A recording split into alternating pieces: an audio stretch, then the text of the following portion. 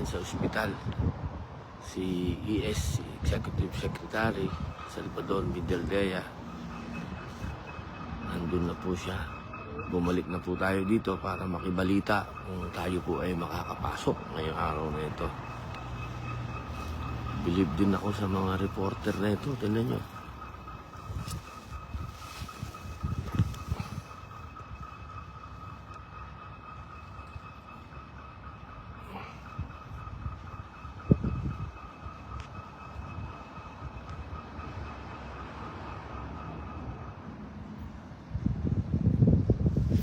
Solo flight siya.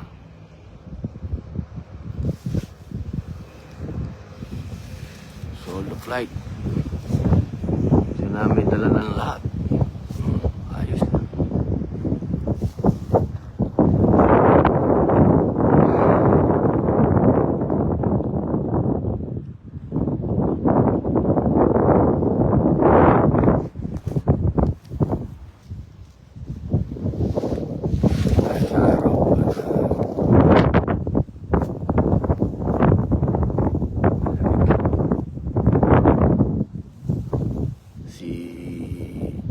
ES po ay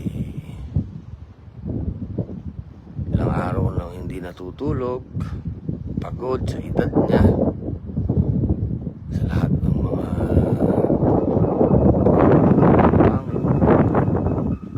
siyempre yun, nandyan ang pressure sa balikat niya dahil siya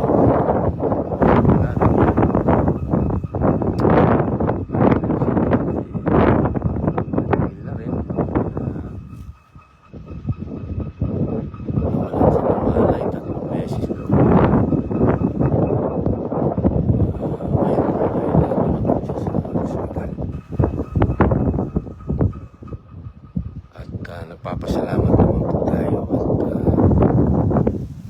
mabubuting mga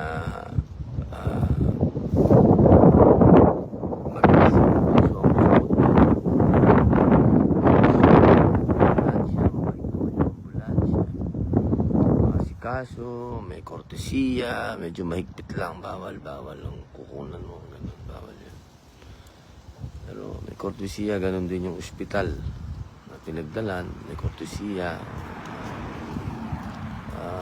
Marunong silang makipag-usap ng maganda sa mga pasyente kahit na hindi nila marahin. Sana ganun din dito sa piitan ng ating mahal na Pangulo, sa ating Pangulo. Sana maayos na yung ating permisyo na makapasok.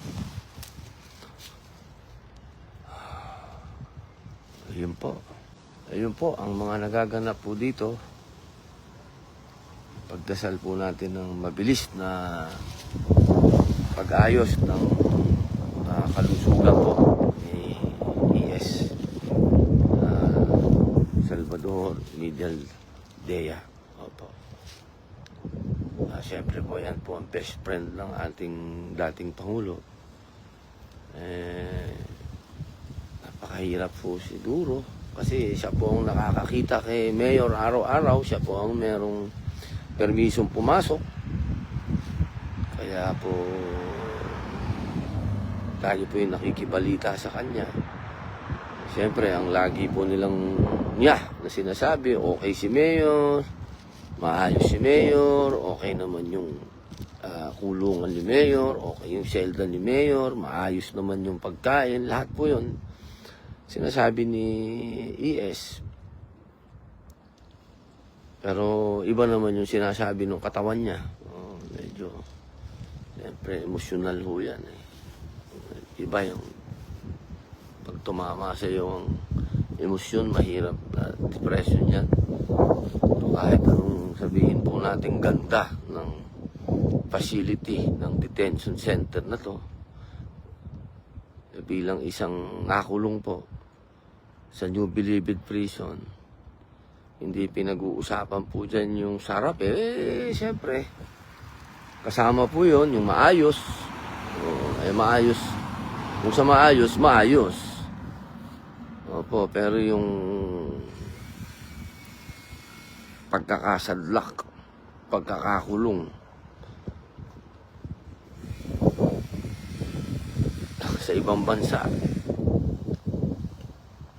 at ganito pa ngayong kahigpit sa isang 80 anyos na matanda na may sakit, siguro po medyo kahit na sinong kaibigan maapektuhan ka. Kaya ganyan po siguro ang nangyari kay ES. Tinamaan na rin ng siyempre yung nangyari kay Mayor. Bumaba na din yung adrenaline niya. Siyempre may adrenaline yan, yung mga bilis po ng mga pangyayari. Unti-unti kang sisingilin ng ano yan ng katawan mo, pagod mo, hindi natutulog, wala pong tulog todits. Kailangan po kumilos, mabilis ang mga kilos nila. Hindi nga po natin sila iniistorbo sa kanilang mga aksyones. Nakasuporta lang po tayo dahil talagang ang aksyon po nila dito talagang mabilisan. Opo, iba po ang ano din dito takbuhan sana.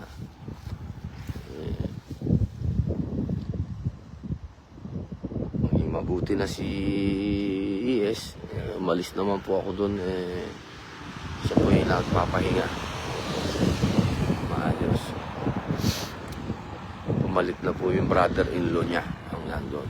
Yun po, nandito pa rin po ako. Inaantay po natin kung mapagbibigyan po tayo ngayong araw na to na makapasok.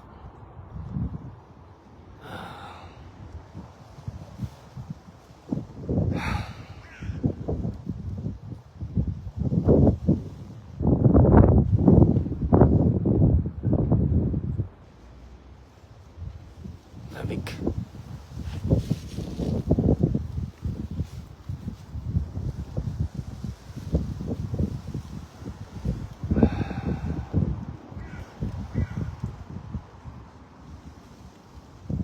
Nanonood yata yung asawa ko. Assalamualaikum.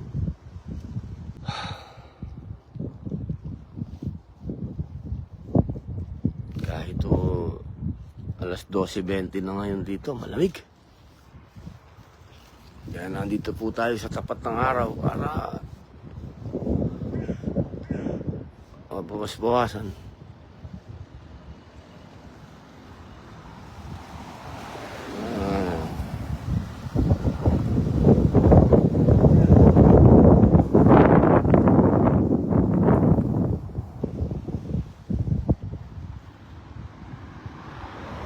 Andun pa rin po yung reporter, ang tiyaga din nun. Bilib din tayo dito sa mga nagtatrabaho na to. Dito pa rin sila.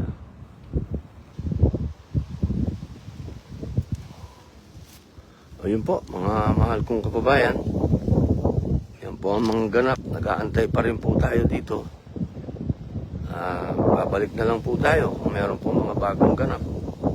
Ngayon po, huwag po tayong tumigil na manalangin, maging kalmado, huwag po tayong pabigla-bigla, huwag pong gulo. Hindi po nang kailangan ng bayan natin ng gulo, sobra na pong magulo. Sa ngayon po ay maibalik natin ang ating dating Pangulo Rodrigo Roa Duterte sa Pilipinas para maging matahimik po ang ating bayan. Napakahalaga po niyan. Pagdasal po tayo, makiusap po tayo. Kung nais nila litisin yung ating dating Pangulo, gawin nila sa Pilipinas. Huwag po dito at napakahirap po ng sitwasyon. Napakahirap po. Yun lamang po at maraming salamat. Muli, nagpapasalamat ako doon. Hindi man nila ako naiintindihan. Thank you very much. Thank you very much. Ayan, may mga dumating na pong lespo. Maraming lespo na dumating. Ayan na. Ayun na po.